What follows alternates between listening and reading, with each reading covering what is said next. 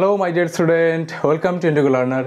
Dear student, দেখো সরল সুদ কষা অধ্যায়ের 21 নম্বর অঙ্ক অতি সংক্ষিপ্ত উত্তরধ্বনি প্রশ্ন।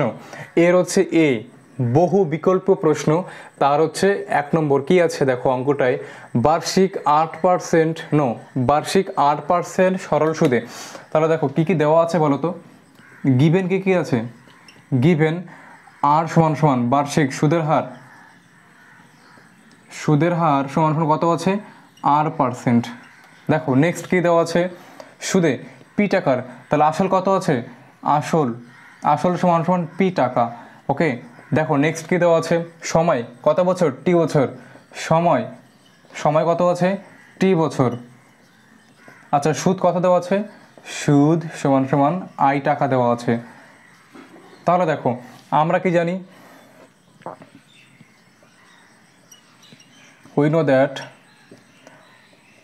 I সমান সমান সুদ আই সমান সমান পি আর টি ডিভাইডেড 100।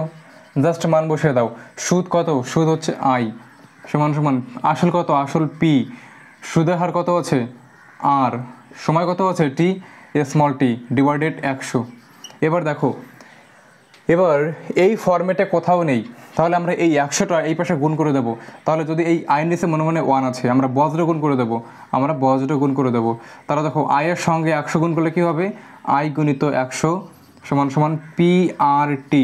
আমরা এই সাইডটাকে এদিকে নিয়ে আসবো, এই সাইডটাকে এদিকে নিয়ে যাবো।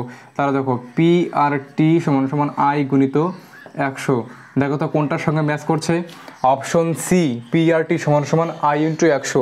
So P is a correct answer.